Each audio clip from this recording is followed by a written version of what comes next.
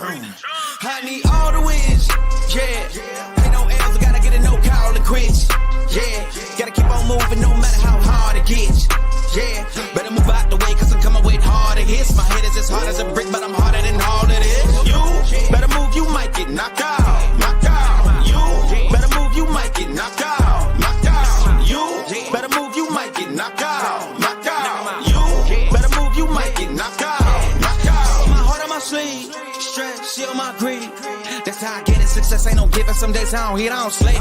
When I'm focused, I'm dangerous. They don't wonder when I'm anxious. Ain't no limit till I tank. I'm running on fumes. The opposition don't amaze. The roads racing through the pavement. Get your hands out of my bag. I know that's because I've been in it. I don't need to brag. I guess that's what happens when you taking care of your business. But some family, you do the math. I'm out of my pocket. Houston, we got a problem, man. Perfect, let them watch me. Elevating, got them nauseous. Cause I'm the pilot in the cockpit. Nose diving ain't the option. Woo! Watch out, get ahead. Watch out, get ahead. Watch out, get ahead. It's time! Welcome to DFS by the Numbers with your host, Brady. Better move, you might get knocked out. Knocked out. You better move, you might get knocked out. Knocked out. You better move, you might get knocked out. What is up, everybody? Welcome to DFS by the Numbers. These are my final thoughts for UFC Atlantic City. We got Aaron Blanchfield going against Fiore. We got a 14-fight card. And yeah, looking forward to this card. Going to be talking about these fights today through a betting perspective, a Draftkings perspective, and going to be talking some weigh-ins as well. I thought the weigh-ins were very interesting. You know, there's some things I was looking out for. Obviously, Shidi and Jwani, the talk of the town all week was he was cutting down to welterweight for the first time in like 8 years. He ended up making weight, looking good. We had some other fighters cutting down, as well. Angel Pacheco cutting down to bantamweight for the first time, I think, ever. And yeah, some interesting things for the weigh-ins for sure. But looking forward to breaking it down on a Friday. Before we get into it, if you guys could please do me a favor, leave a like on the video, subscribe to the channel, be on the lookout for the betting breakdown video, which will be out later tonight. And then also be on the lookout for Best Bet tomorrow, which is going to be 2 hours prior to the prelims. And I believe for some reason we have another late start time this week. Yeah, we're starting at 7 once again this week. So we'll be up late watching Blanchfield Fiore. And so the Best Bet will be live at like 5. So be on the lookout for that. Yeah, other than that, I'm going to hit the chat. Looking forward to these fights. Out of the Apex, last 2 Apex cards were kind of sketchy. This one, honestly, kind of sketchy as well, but I think there's a lot of fun fights on it. We got LJ, first one in the chat. Let's go, Brady. Fun card, but betting point of view, a bit sketchy. Yeah, a little bit. You know, it's a sketchy card when my favorite spot on the card is like a WMMA fighter, but I think it's going to be a good one for sure. We got Marvin in the building. Brady, you're the man. Let's go, Marvin. Thank you for joining me here. We got Dixon saying triple threat OnlyFans fade tomorrow. Turkali, Algio, and Bazooki. Yeah, shocking that Bazooki has one. That one's very surprising. And yeah, that sucks because I do like Algio quite a bit. He's probably one of my favorite spots on the card. So I'll be on Algio for sure, but I will not be on Turkali and especially not Bazooki. Jacob saying, yo, Brady, me and my girlfriend Jenny are driving to Atlantic City now from VA. Let's go. Enjoy it. Enjoy it. It's going to be a fun card. In Atlantic City there. Antonio, it's Brady time. Yes, sir. Yes, sir. Tony saying, what's up, Brady? Lots of great fights tomorrow. Finally, a women's main event that is actually worthy of a main event. Yeah, last week was Rose and Hebos. Actually enjoyed it last week. Actually enjoyed like no money on it. Just sat back and enjoyed the main event. This one's going to be fun, though. Like, I'm really looking forward to the Blanchfield Fiore. I agree. I think it's a very important fight for the division. Whoever wins this fight is probably going to be championed in the next year or so, if that. Brady's here. Yes, sir. Yes, sir. Malon saying, is it just me or did Mcke look like a snack at weigh-ins? Malon, it was just you. I did not think that. I'm fading the OnlyFans fade this week. Yeah, I'll be on Algio, but that's about it. Only locks. We shall see. The OnlyFans, they've been on a bad streak as of late. They haven't been doing too good. Favorite first round or gases and underdog wins the card. Favorite first round or gases and underdog wins the card. I don't know what that means. I'm going to work soon, Brady. Who's the women's MMA fight you're big on? Love your work, man. You're the GOAT. Appreciate your work. I really like Melissa Goddu this week, but the line kind of scares me a bit because it's coming down. It's been coming down. I like Goddu a lot. So $25 on Manon split. Forgot about it. Let's see what happens. Yeah, it could be a split if it goes to decision, I think so. How would you line Herbert Burns getting carried out of the cage? Maybe like plus 300. I don't think it's too likely, but it's certainly on the table. Thoughts on Lupy's takedown defense? Really good. Really good. Hi from NZ. You roll Brady. Let's cash them bets. Let's do it. What is up, Jason? We got Andre saying hi, Brady. Nice to be here as always. How about Usman and Rendon lost last card? Oh man, I think close, but I thought more in favor of the losers. I did not watch the Usman fight, fortunately. And then as far as the Rendon fight, I don't know. It was a close fight. I don't know who win, to be honest. I guess Darius striking looked a lot better. Rendon got some control. And there's the whole damage control type argument, and it was weird. Like Rendon, I don't remember her landing a strike, but Daria's face was really beat up. So I don't know. It was a close fight. I think both fights were close, but I did not watch the Usman Parkin fight. Tuned in after that fight, actually. Chris Weidman title run. Let's see. Aiken saying, Brady, I keep making top picks each week at plus money. I'm confident in Fioro this week. I'm not confident in anything in the main event. But, yeah, I don't think I have a bet on the main event, but I'm going to sit back and enjoy that one. Thanks for last week's Padilla by sub call. Yeah, that saved me last. I didn't have much bets last week at all. I had, I think, maybe like 5 or 6. Very light week last week, but I was very high on the Padilla fight ending inside the distance. Yo, Brady, what's up? We need that Liang Na song. It needs to go platinum. I think so as well. I'm glad you liked it. But I say we get into it, guys. We have a lot to talk about. And we are going to start with the first fight of the card. And we have... Actually, no. My whole bout order is kind of messed up. So we'll go with my bout order. I still got to fix it here. They changed it like 3 times like the past like week and a half. So we'll talk about Jamal Emers, Nate Landwehr first. Why not? So Jamal Emers is currently like a minus 200-ish favorite. Actually, it's come down a little bit. Jamal Emers is now sitting as a minus 172 favorite. Nate Landwehr sitting as a plus 147 underdog, and should be a fun fight here. I think in terms of like skill, like Emers is the more skilled fighter. I really like Emers. I've always thought he was very underrated. I think he's good everywhere. Great striking, good offensive and defensive wrestling, good jiu-jitsu as well. Solid cardio, durability, a lot of things to like about Emers. Like outside of the fight IQ would be like the one knock on Jamal Emers. So whenever you think of Jamal Emers, it's kind of terrifying to go out there and lay a chalky price tag on him. And especially against Nate Landwehr. Like Nate Landwehr is a dog. He's going to be going out there and coming forward the entire time, trying to land big shots. So I can see this fight playing out somewhat close. I think this fight probably even goes the distance as well. If anything, maybe like an over here, like the over 2.5. It's getting hit a little bit, but it's minus 155. The fight goes to decision minus 120, but I don't think I'll be touching this Emers fight. From a Draftkings perspective, I'm not a big fan of Emers at 8,900. Then as far as Landwehr, 7,300, that'd probably be my preferred play, but even that I'm not too excited about as well. So fun fight, a very fun fight. I think this is actually like the featured prelim, so it's going to be a fun fight, but a fight that I just don't see myself putting money on. Typically like staying away from Emers fights more often than not. Oh, let's see here. I got Nate. Yeah, nothing wrong with that. He's a dog. Money's been coming in on him throughout the week. Is your hair secretly like Emers? Is that why? Isn't Emers bald? No. The hat will come off soon. I do need a haircut. My hair is looking horrible right now. I don't know what that was. I was saying there's like 5 fights where someone should win, but can Death Gas and dogs win seem to be the theme of the card. Yeah. Yeah, I could name a couple fights. Ibo Oslon. We have Chidi and Jwani. Couple more maybe. Yeah, so I see what you're saying.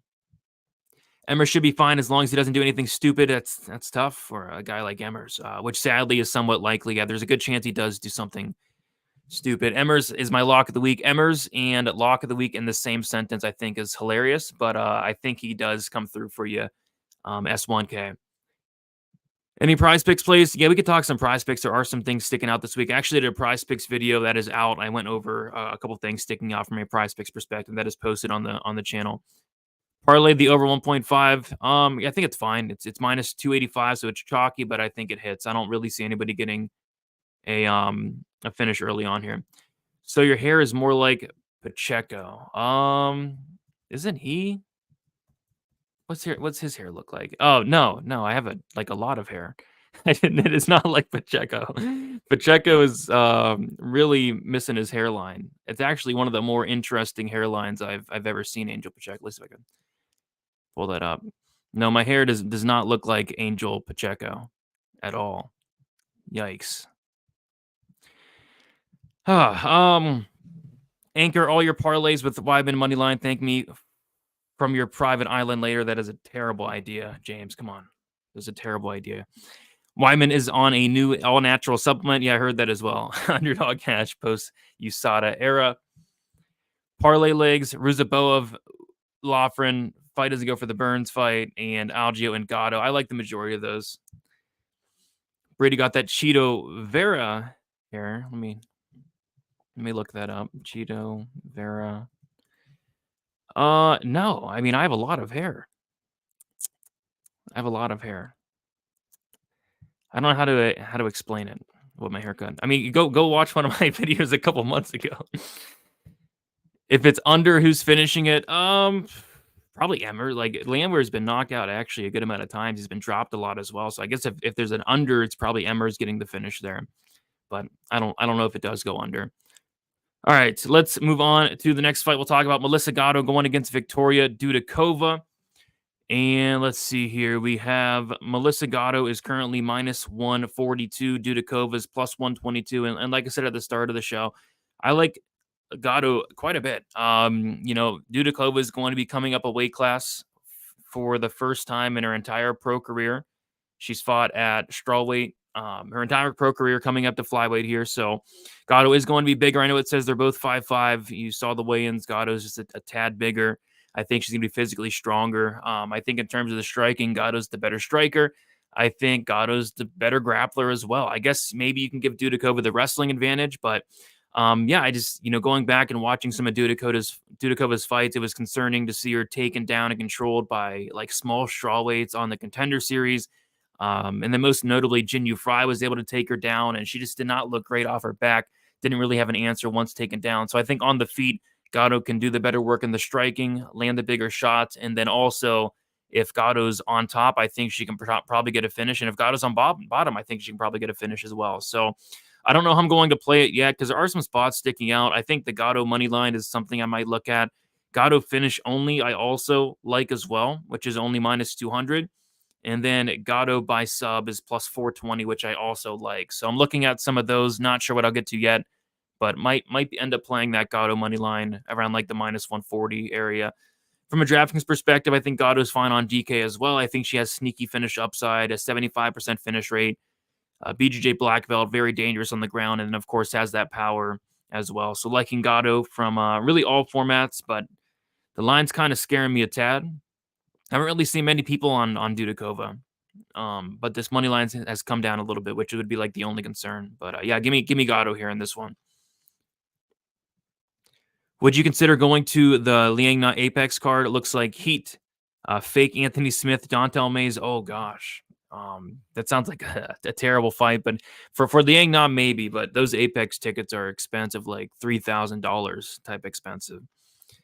Oslon round 1 KO, Ruzaboev round 1, Silva KO, Lupy decision, parlay them all. I think all of those are certainly on the table. Brady by KO over the bookies. Let's go. I hope so. Goddu has made striking improvements, to say the least. You go back and watch any fight of hers outside the UFC, and you'll see zero striking whatsoever. But yeah, her striking looks good. She was able to actually outstrike Lipsky at distance in every single round. Her striking looked really good against Victoria Leonardo, which wasn't saying much, but I was surprised because I saw no striking out of her prior to that fight. So yeah, her striking is really good and probably only getting better. All right. Liking Goddu there. We'll see how I attack it. I'm thinking either money line or the sub prop or maybe a combination of both. Moving on, we got Ibo Oslon going against Anton Turkalj. We have a closely lined fight here. We got Ibo Oslon minus 124, Anton Turkalj plus 104. And some spots sticking out. Like Ibo Oslon, I think his path to victory is literally a first-round knockout, and that's about it. This guy has 12 wins. 11 of those wins come by first-round knockouts. If you like Ibo Oslon, first round knockout, I think, is the way to go. And then also, if you like Turkali, those late sprinkles are the way to go. And they're not terrible prices as well. I think I saw a book with like Turkali round 3 plus 1,600 even. Forget what a round 2 was, maybe plus 750, plus 800 for the round 2. So I'm thinking about maybe playing a little bit of both Oslon round 1 and then sprinkling those Turkali round 2, round 3 props, because that's kind of how I see it playing out.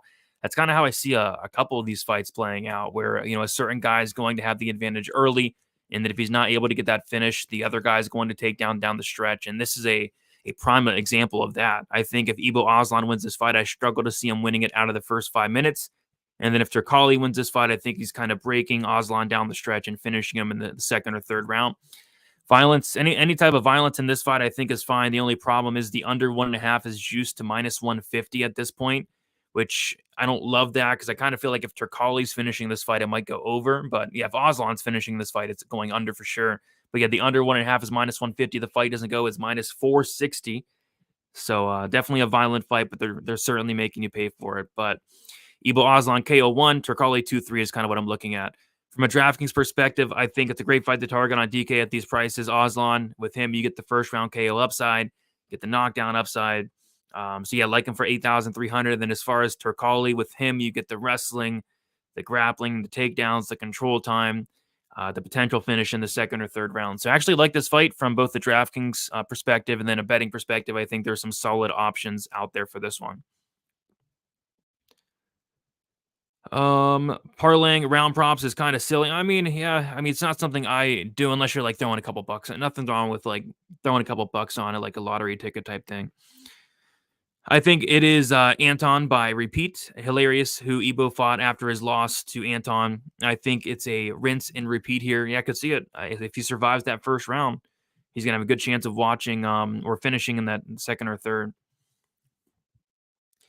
136 watching, only 25 likes. Come on, you all can do better than that. Yeah, I mean, let's get those likes up, guys. Come on. Should I put on the Liang Na wig? If I put on the wig, will that make the likes go up? By the way, a lot of you guys are surprised I still have the wig. Of course, I have the wig. I'm keeping it until Liang Na gets cut, which I'm hoping they'll give her another 4-fight contract after losing this next fight. So we could see her like go 0-8 in the UFC. I think that'd be pretty hilarious. Is Oslon related to that lion? I don't believe so. Fiora by KO. She's going to make it look easy. Blanchfield is a hype job. I'm picking Fiora, but I don't think Blanchfield's a hype job. Come on. Under 2.5 simple. Yeah, under 2.5 should hit, but it's minus 325 is the only thing. Let's see here. She couldn't finish Baby Shark on short notice, but sure there. You talking about Fiora? Could have swore Fiora did finish Baby Shark. Fiora is going to get drowned in the championship rounds. If you take the hat up, you'll get immediately 100 likes. Man, I don't know. I don't know about that one. Bad hair day. It's a bad hair day today. All right, let's move on to the next fight. Weird fight here. Weird weigh-in situation. So, I'm watching the weigh-ins, and what I'm looking for is Angel Pacheco, right? Who's cutting down to bantamweight. I'm looking for Chidi and Jwani, who everybody's betting Reese Mcke because Chidi's cutting down to welterweight. And both those guys make weight, no problem. And then Julio Arce, of all people, comes in at 147, which Julio Arce is primarily a bantamweight. So I'm not sure what's going on there. Like, I was actually going to go heavy on Julio Arce. I was looking to play him inside the distance, was looking to lay the chalk. I think it's like minus 141, was looking to play the 2-3, and I still might play that 2-3. But I was going to be pretty heavily invested in Julio Arce, but him missing weight at featherweight just doesn't make a ton of sense to me. Not only that, so he weighed in at 147. He goes back to cut that extra pound. He shows back up, and he weighs in 147.5. He gained like a half a pound somehow. And then went in the box of shame and then ended up being 147.25. So he actually gained weight. I don't know if there was something wrong with the scale or what, had to be, but just a weird situation. Just him missing weight in general is just really weird to me. So I'm not sure if he had a bad camp. I'm not sure if he's not taking Herbert Burns serious, which that could be the case. But yeah, just awkward, just weird. I don't understand that. If you like Herbert Burns, first round sub is plus 1,400 on FanDuel. I kind of feel like that's his win condition. And then obviously the Julio Arce round 2, round 3 props are something that's certainly in play, something I've been looking at all week. It's just the weigh-ins kind of spooked me a bit. Like I was ready to kind of lay the hammer down on these Arce props, lay the hammer down on Arce inside the distance against a guy in Burns who I think is going to eventually crumble. But the weigh-ins kind of spooked me off a little bit. So I want to sit back and think about it a little bit more. But I'm sticking with my pick in Arce. It's just I don't understand the whole weigh-in situation there. From a DraftKings perspective, Arce 9,500. I think he has finished upside in this fight. Burns, as far as a dart throw, I think there's 2 solid dart throws on this card, Chris Weidman and Herbert Burns. If you're looking for a low-owned dart throw with extreme upside, Herbert Burns, if he wins, it's going to be probably a first-round sub. So, yeah, great fight to target on DraftKings. From a betting perspective, I'm not quite sure what I'm doing with it yet. Let's see here. His walk seemed off during ceremonial, Arce. Yeah, he did seem a little bit off. Burns got finished last time for laying on the ground or refusing to stand up due to exhaustion and then getting carried from the cage like a baby by Gilbert. Yeah, going with Arce. Yeah, I'm going with Arce as well. But he's minus 400. It looks like actually money's came in on Burns. Like Arce was minus 600. And he's minus 400 now. And then Burns was all the way up to plus 425. He's now plus 300. So, Mannon's out of her prime. Aaron keeps getting better and better. 10 years younger. I mean, there's no reason to suggest that Mannon is anywhere out of her prime. It's a weird comment. But you're right. Aaron is younger and getting much better each and every fight. Lionheart Burns is lock of the week. Lionheart and Herbert Burns in the same sentence is hilarious. And then throwing lock of the week in there, that whole sentence is hilarious to me, James. I like it. Mannon will walk in. All right. Let's keep moving on. We have Colin Laughren going against Angel Pacheco. We got Laughren is one of the biggest favorites on the entire card. He is currently a minus 425 favorite. And I think, at this point, Laughren is the biggest favorite on the card. So people very high on Laughren this week, which understandable. I'm actually kind of surprised to see people this high on him. But, this is certainly a really good matchup for him, I think. I think he has a lot more ways to win. It's just, how does he win? When does he win is kind of the question for me. Minus 450 now, so very popular parlay piece. What I was kind of looking at was I think like Laughren round 2, round 3 could be in play. Laughren's a guy that has a ton of second round finishes, I noticed. I think there is a one stretch, like a 4 or 5 fight stretch where this guy's getting second round finishes. So I was looking at maybe like the 2-3. They're not great prices, but I think they're not great prices for a reason. I think round 2 is like plus 440. Round 3 is like plus 750. But yeah, I think those 2-3 props could be in play. I think Laughren can get takedowns at will here. I think he can get on top and potentially get a TKO or sub or just ride out 15 minutes. But yeah, I think it's probably going to look fairly dominant. I don't think Pacheco has a great shot to win this fight. So, although kind of surprised with the line movement, I think it is probably warranted. I'm not sure what Pacheco is really doing in the UFC. From a DraftKings perspective, I think Laughren's definitely fine. He's 9,400. He's expensive, but I think he has takedown upside here, potential finish upside as well. So yeah, don't mind some Laughren on DK. And then, like I said, I'll be looking at those 2-3 props, and then also Laughren submission, I think could be in play as well. And those late submission props are pretty juicy as well. I think I saw like Laughren sub 2 plus 2,400, then Laughren sub 3 plus 3,300, because it could be KO or sub. I was thinking like it could be KO or sub. And the submission prop is much, much wider than the KO, which I think it could be either or. So, yeah, nothing yet on this fight, but maybe looking Laughren 2-3, and then maybe a sprinkle on the late sub. Oh, let's see here. Give me the Irish KO here. Bazooki by decision, Emers by decision, Alio by decision, free money parlay. Yeah, I wouldn't touch the Bazooki fight, man. I like Alio, but I think Alio can actually finish. I'm not a big fan of that, but it's free money, so maybe I should be a fan of it. Laughren sub open up at plus 600. That's how he wins. Angel is tough. Yeah, I mean, I might have to sprinkle that 2-3 sub now that I talked about it. They're pretty big prices.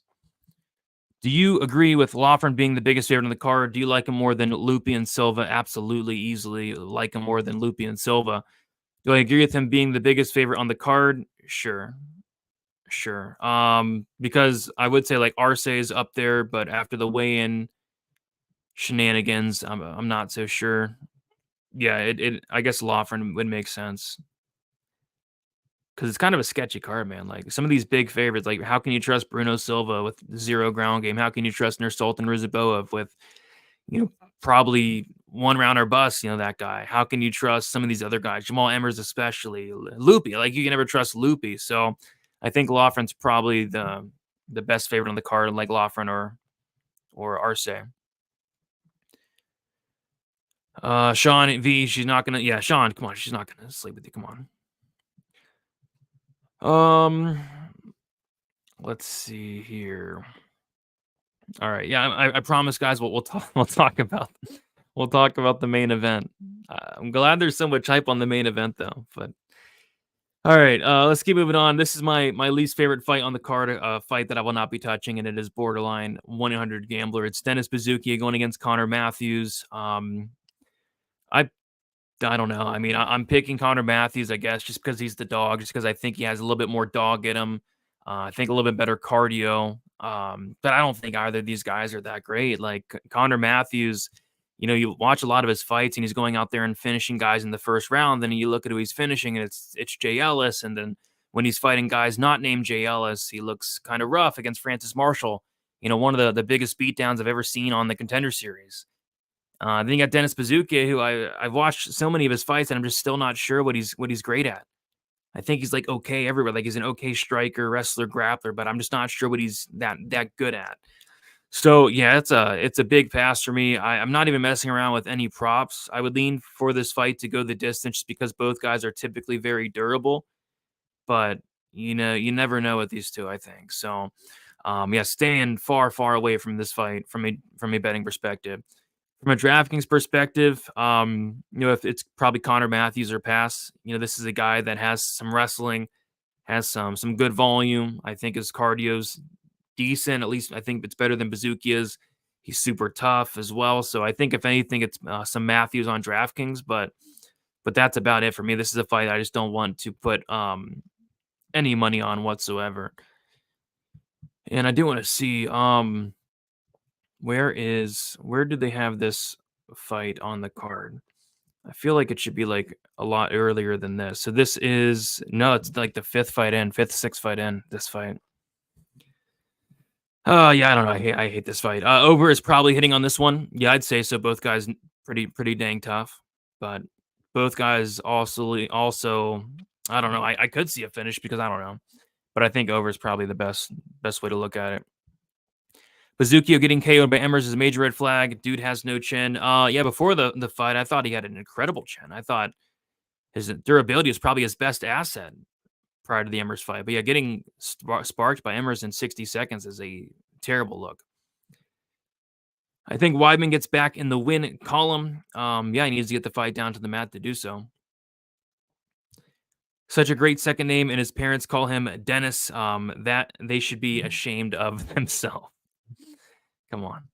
Bazooki and Woodson went the distance. I give a chance to Bazooki, but not that confident. Yeah, I'm not confident in either of these guys. Agreed fade. Yeah, I'm fading this fight fully, 100%. All right, let's keep moving on. We have a Jacob Malkoun going against Andre Petroski.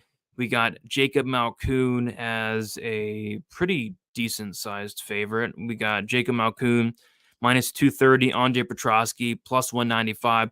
Not much sticking out here. I think the most likely scenario is probably like a Jacob Malkoun decision, but I think like Andre Petroski finish only could be interesting. It is plus money, but nothing I really like here. I just feel like Malkoun's going to be the guy getting takedowns, getting control time. I think he has the better cardio, and I think he's just different. Like I like Petroski. I think he's a great fighter, very dangerous wherever the fight goes, but Malkoun is just an insane wrestler with insane pace, insane cardio. The ability to wrestle that hard for 15 minutes is very impressive to me. So I like Malkoun. I just hate the price tag. Like, looked into the fight.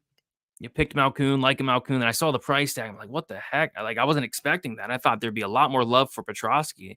And it looks like there is. Like I said, I know a lot of people on Petroski, but this money line just keeps getting wider and wider. Malkoun minus 230.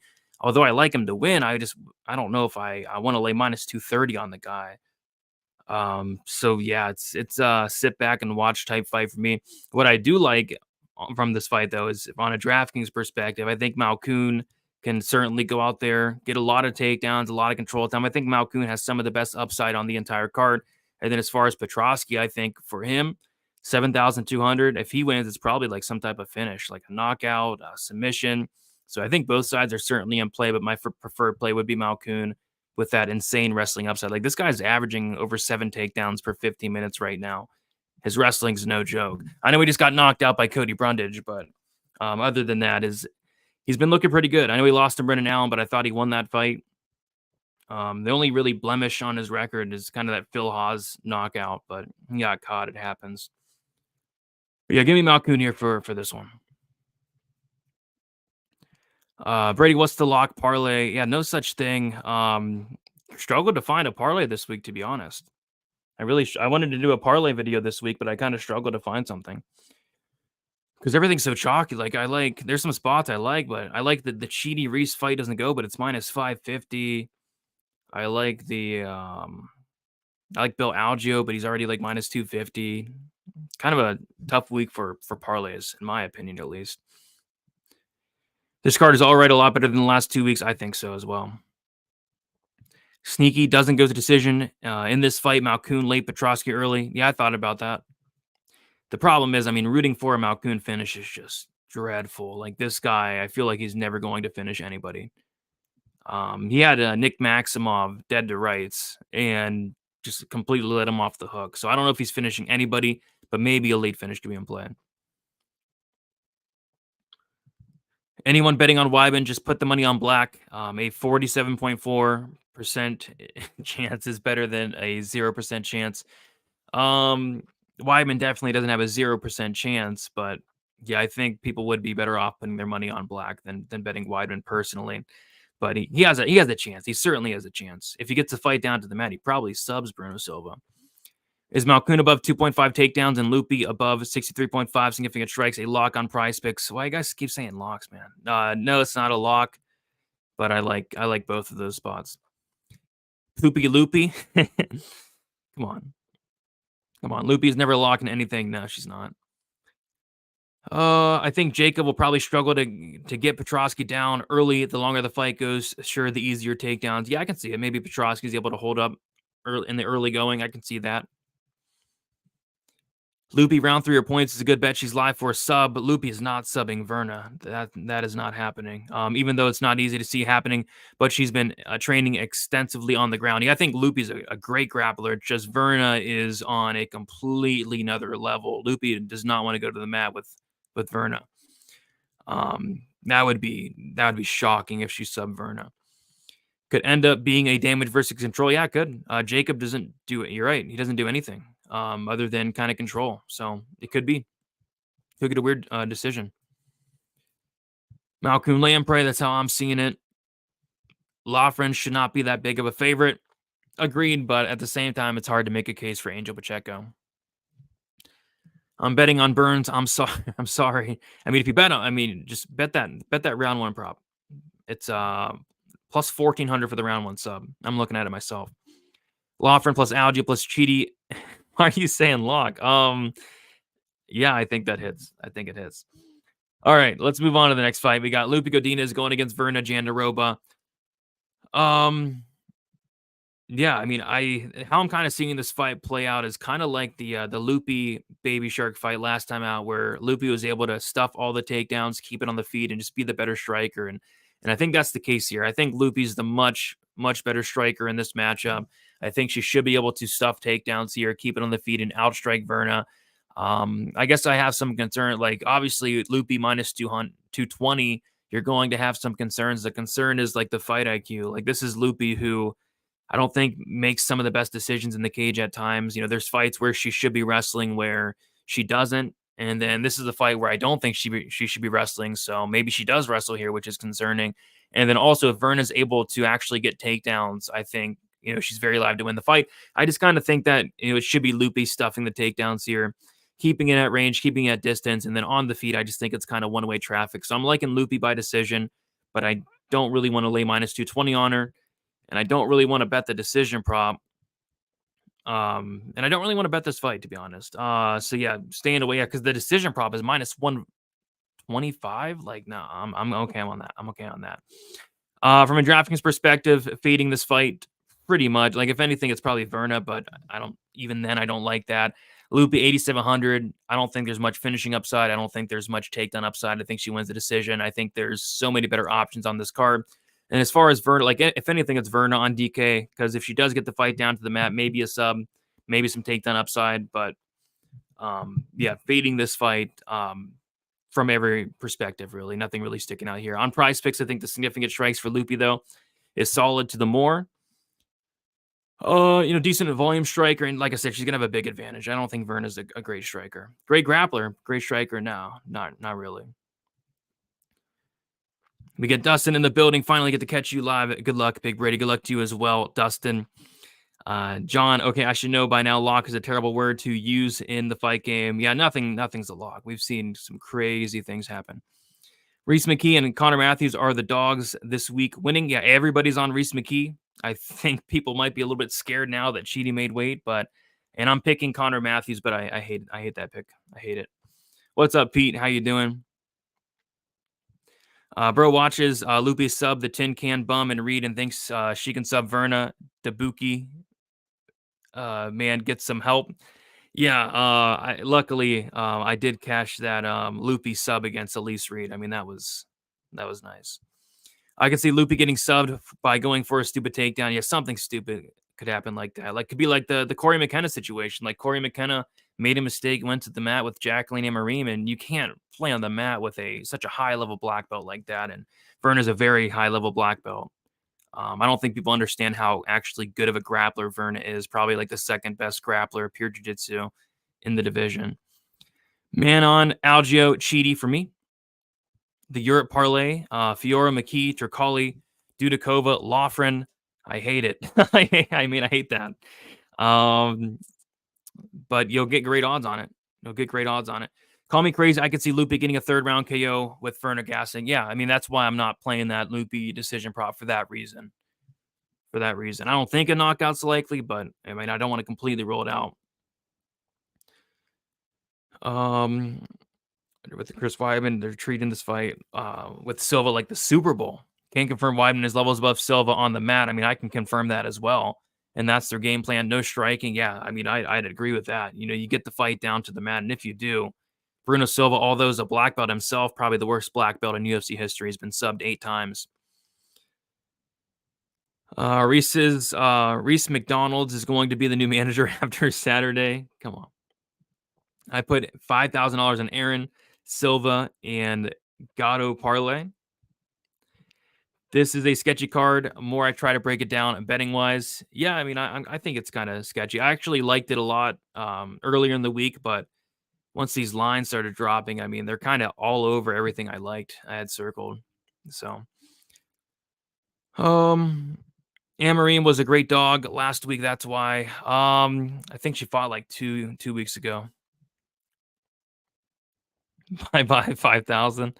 He said he put it on Manon. Did he say Manon Goddu? Let me see. Aaron Blanchfield, Goddu, and then Silva. Yeah, I mean, it's definitely a risky parlay. I wouldn't parlay any of those. Like, even though I like Goddu, I wouldn't. I guess you could parlay Aaron.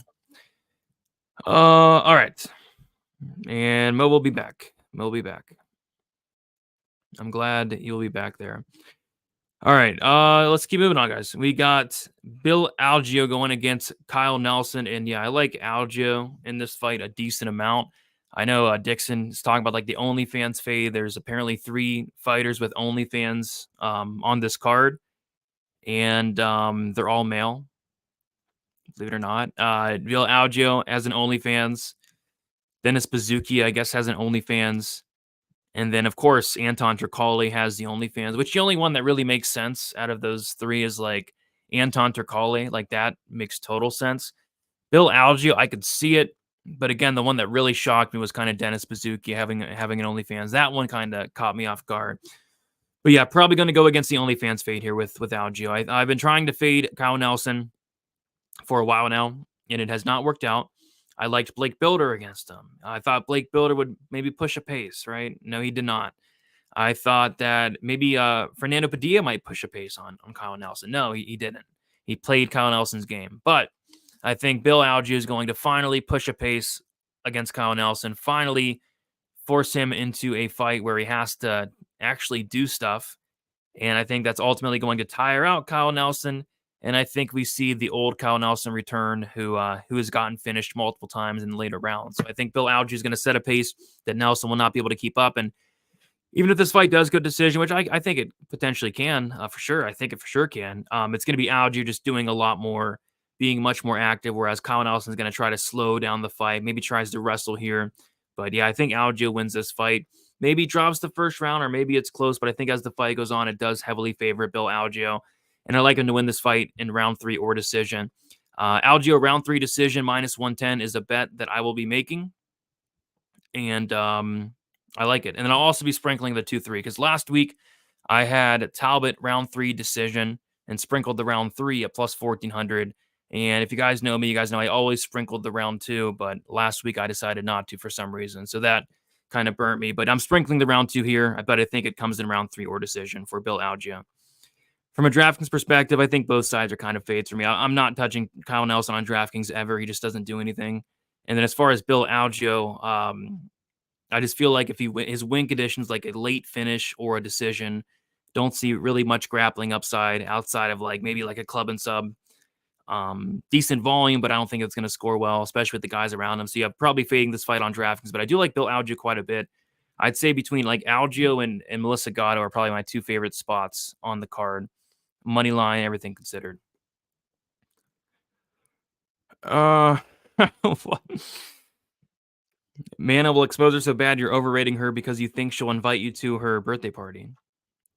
Silva or Laughren on DraftKings, both are solid plays, man. It's tough. Like with Silva, you probably got first round KO upside, and then on Laughren, you probably have like a bunch of like a ton of strikes, some takedowns, some control time, maybe a late finish. I think both are very good plays this week. It's hard to pick between one of them.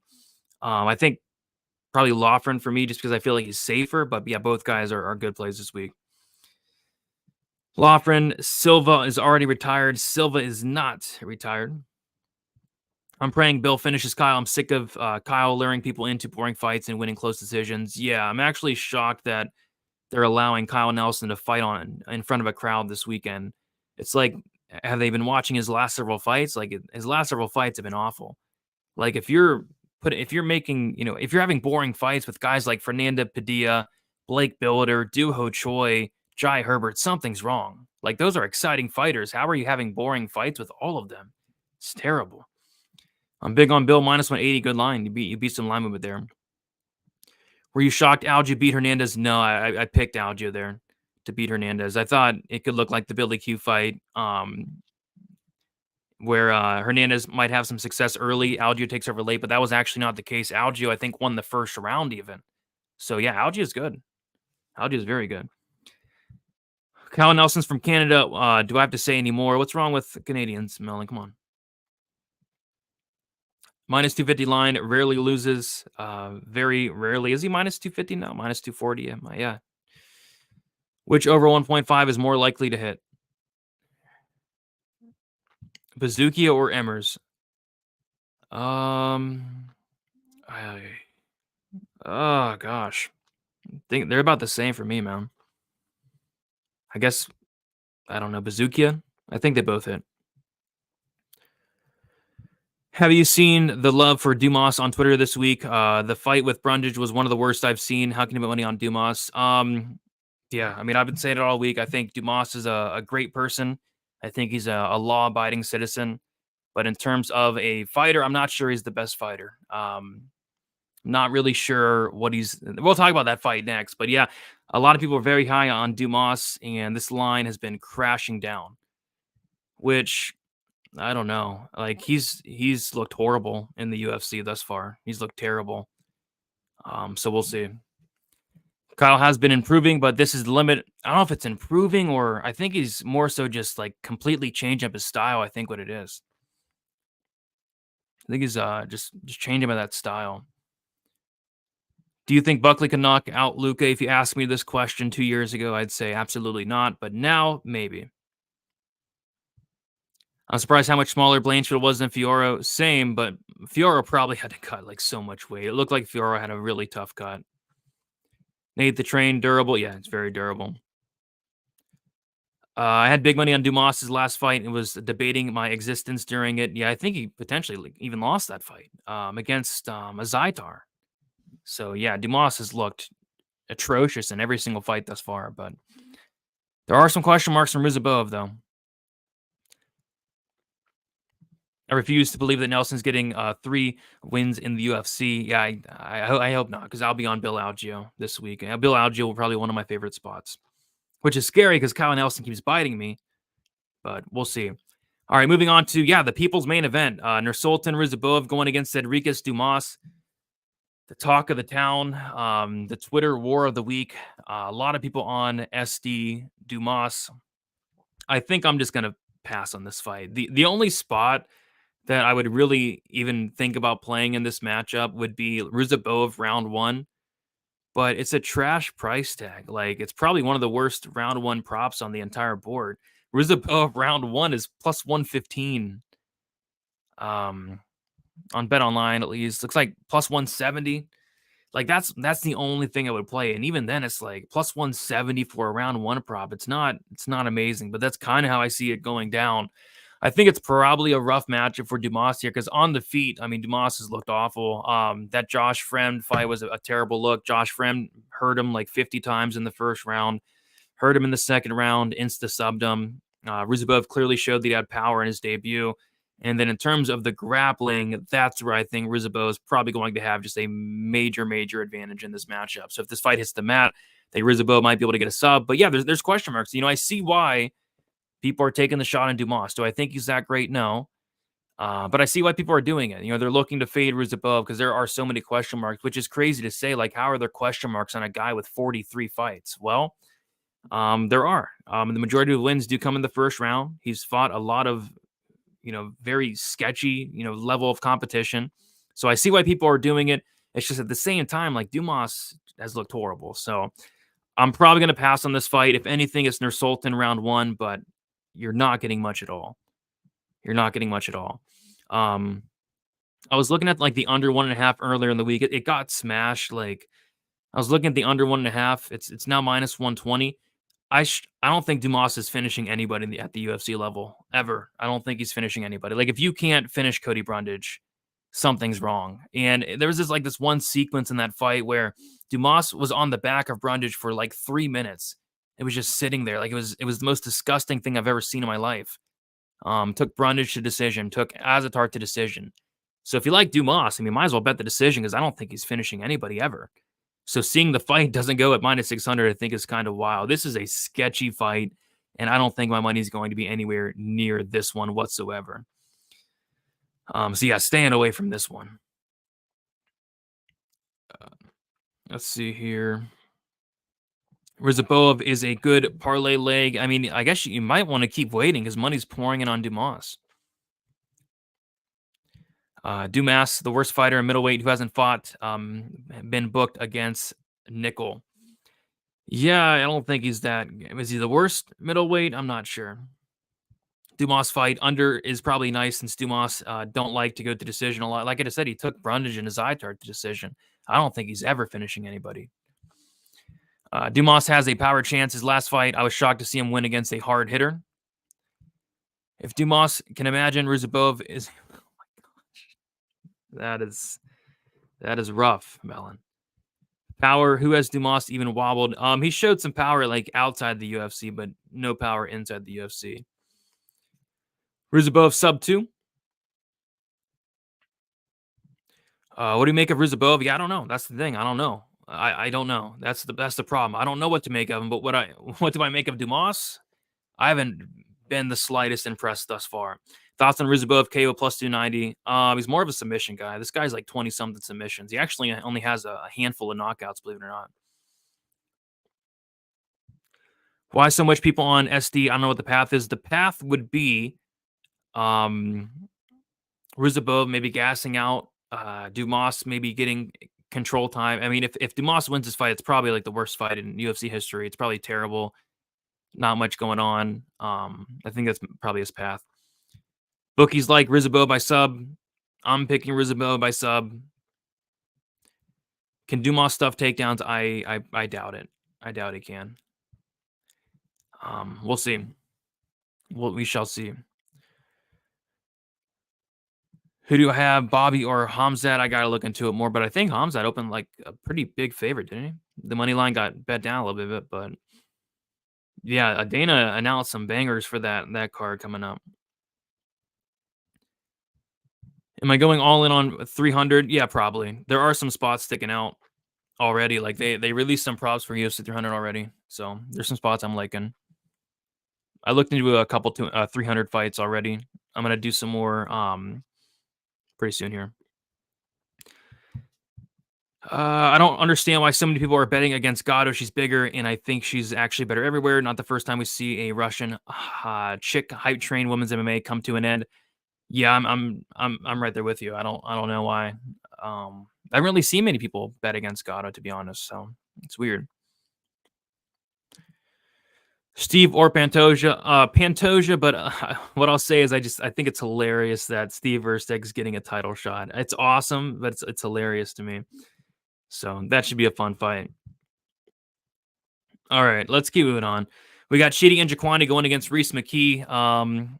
So there are two dogs that everybody seemed to be on. One Dumas, and then the other one is probably Reese Mcke. And this line, it crashed down throughout the entire week. And the big major talking point is, Chidi and Jwani's cutting down to welterweight at 35, 36 years old. And a lot of people, including me, thought that he was not going to make weight.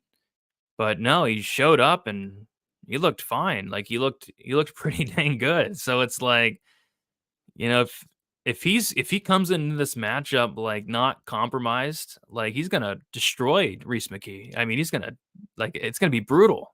Like if Chidi shows up looking good, like oh my gosh, it's gonna be bad. So yeah, Reese Mcke, this is a guy that he's tough, but he is very hittable. Reese McKee is probably one of the most hittable fighters I've ever seen. You see it right there in the numbers. He's landing 6 strikes per minute, absorbing almost 10. Like, how do you absorb 10 strikes per minute? A negative 3.41 significant strike differential, a 44% striking defense. He is so hittable, and being hittable against a guy like Chidi just seems like a recipe for disaster. So what is Reese McKee's path to victory? His path to victory is taking just an absolute beating in the first round and a half, hoping Chidi gasses out from beating him up so bad, and then taking over and winning in the second or third round. So I don't know. I picked Chidi even like with the weight cut concerns. I didn't feel great about it, but now after Chidi made weight, like it's like if Chidi's coming in here good to go, like he's gonna destroy Reese McKee, I think. So, but there is always concerns with Chidi. Like I think Chidi has a little bit of quit in him. I think he has a little bit of cardio issues. He has 8 finished losses. So yeah, I mean, if Reese McKee's able to extend this fight, pose some resistance here, yeah, Chidi could crumble as well. So I think McKee 2-3 props are in play, but they're kind of like trash prices, I believe, like because they're very popular. Like everybody's on a Reese McKee 2-3 prop this week. But yeah, those are fine. I think that's how he wins. He has a ton of 2-3 wins, and then Chidi probably early. I think I saw Chidi KO1 like plus 275. And then I love the fight doesn't go to decision. I love it. I love it. I love it. I love it.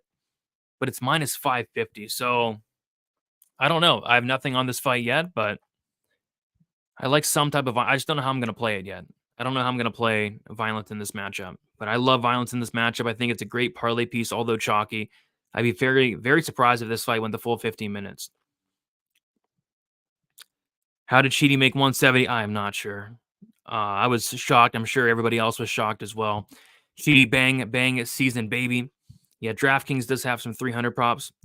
Chidi surprisingly did not look bad at the weigh-ins. He looked fine. Yeah, I thought only really 2 fighters looked kind of rough at the weigh-ins. Arce and then Manon Fiora. Running from a division where he was already bigger than everyone else. He was running from those guys, but yeah, he's huge at middleweight. Chidi lacks durability. Skill-wise, he is better. Yeah, he does. He lacks durability. I think a little bit of heart as well.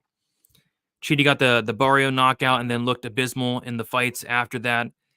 Yeah, I mean, if you can push this guy, if you can, post some resistance, he will fold, which is terrifying.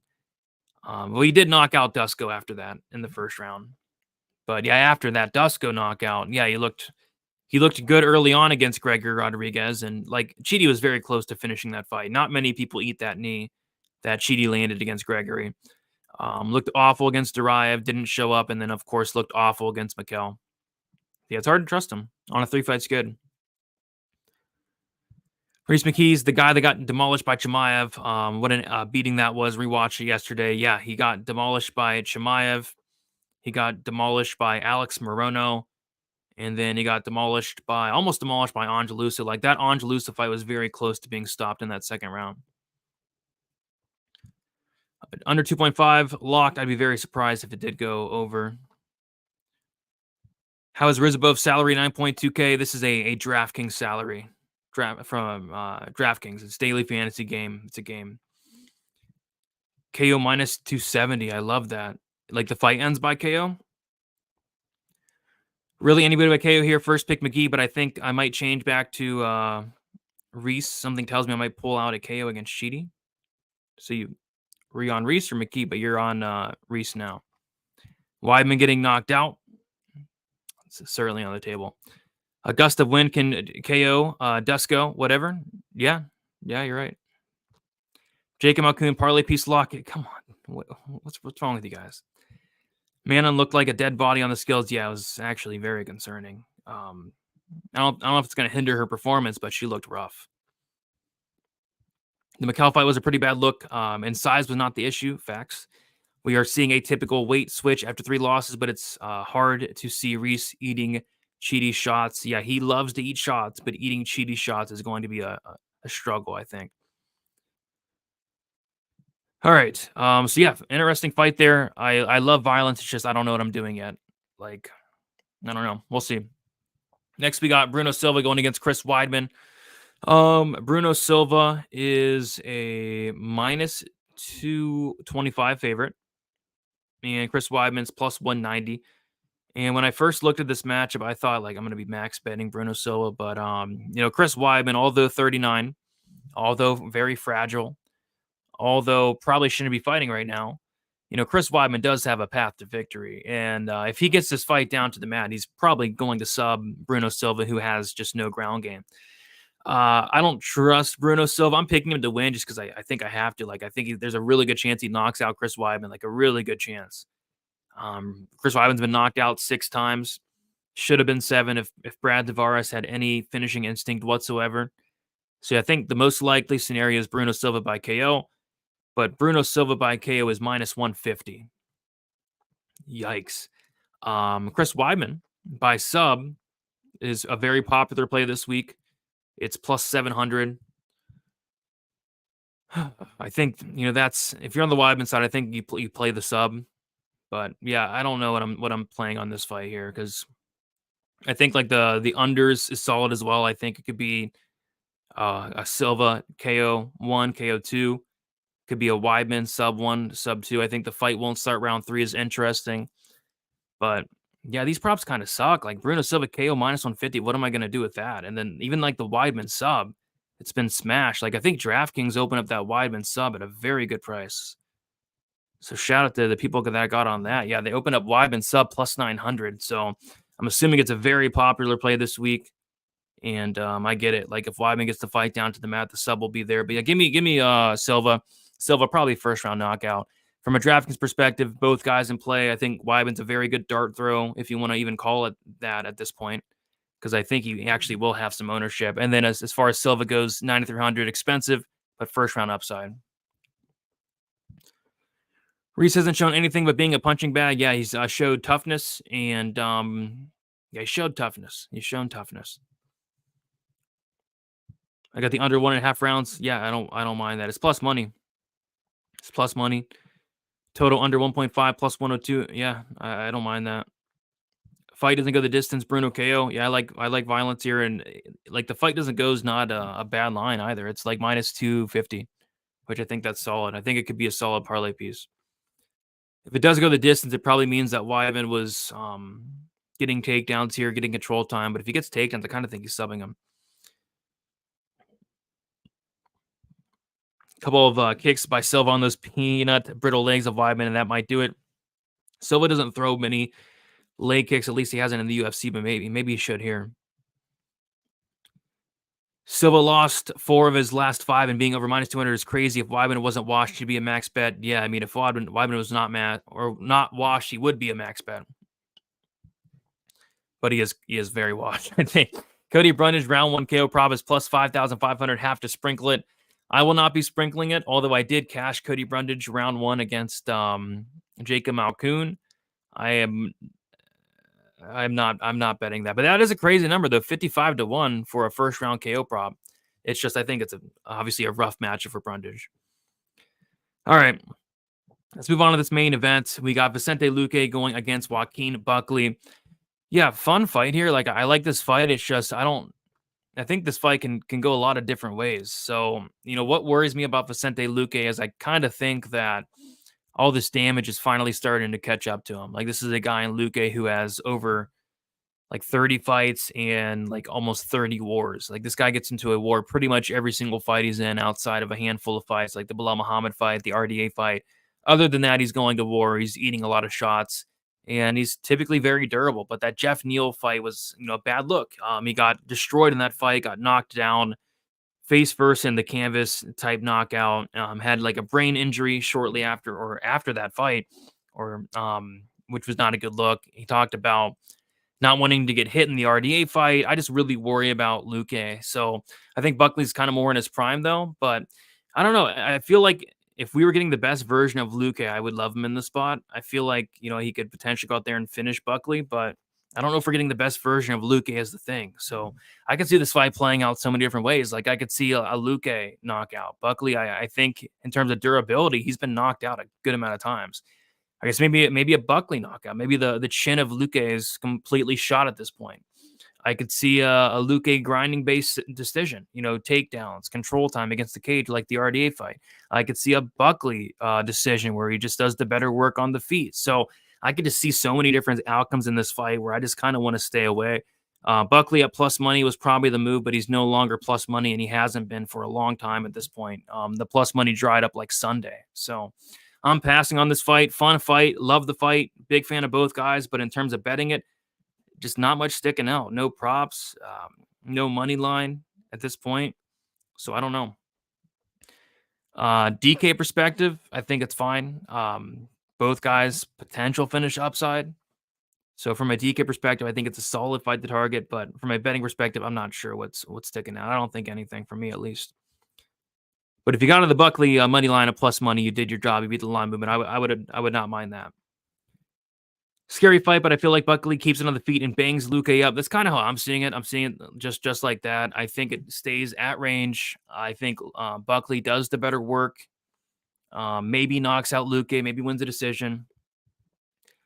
Don't want anything to do with this one. Yeah, same.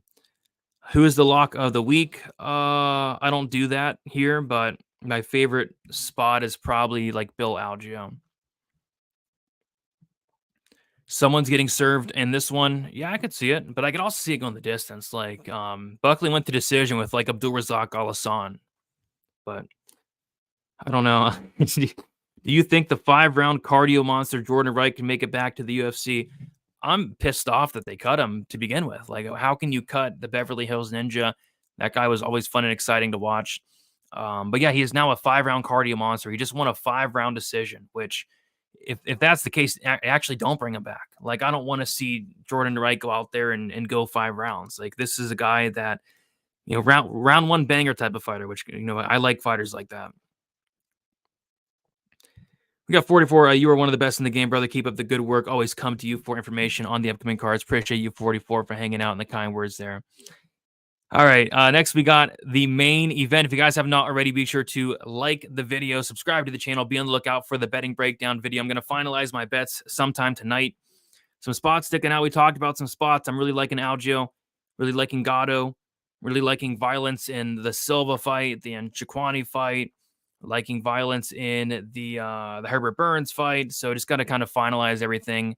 But we'll have, I think, a decent amount of, probably too many bets on this card, to be honest. But there are some spots certainly sticking out. I don't know if they cut them or if they're like doing like contract negotiation. Like if they cut him, like actually cut him after a 4-fight win streak, that's so messed up. I mean, that's so messed up if that's the case.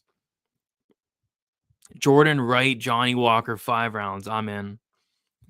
Blanchfield opened up -140 last time in cash. She'll be the champ. Ready, boy. Yeah. I think she will be the champ. It's just, will she be the champ in the next like year or so, or maybe 2 or 3 years down the line? We'll see. She'll be champ at some point, though. Jordan Wright, Jamie Pickett, 2 needs to happen. They're both out of the UFC. I'd be down for that. All right. Main event here, and I love this fight, but at the same time, I hate this fight. I hate it because I have to pick against one of these fighters, which sucks.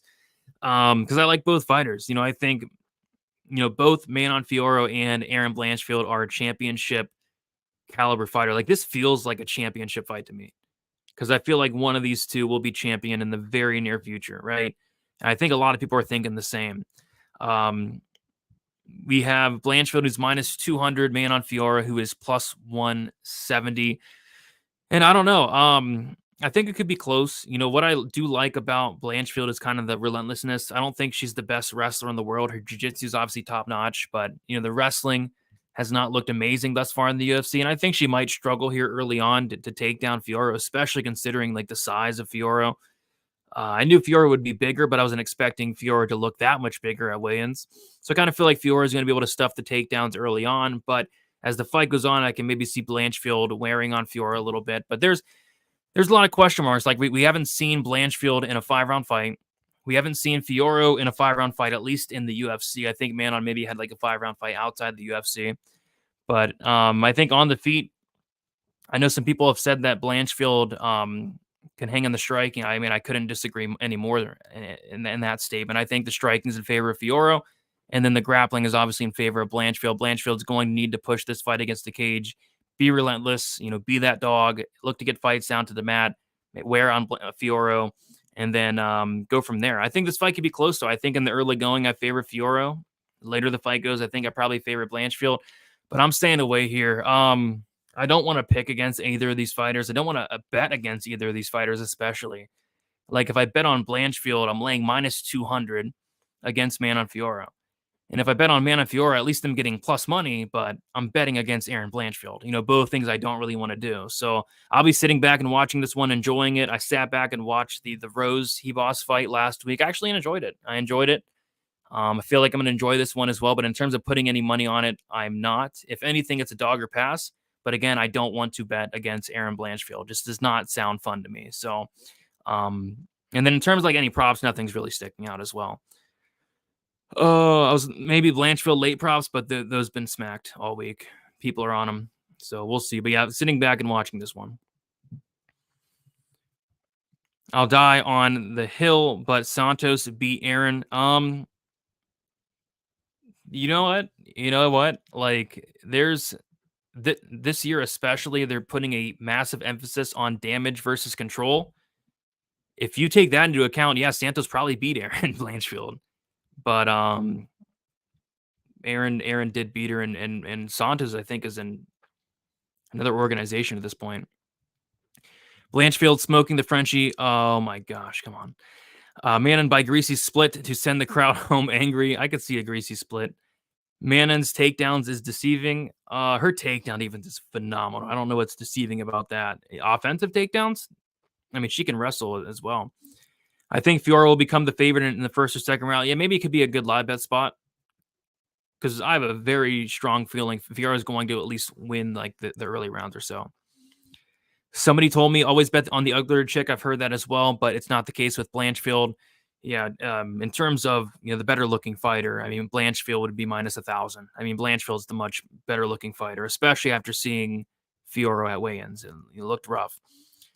How many rounds is this going? I think probably 5, unless Blanchfield gets her down late and subs her.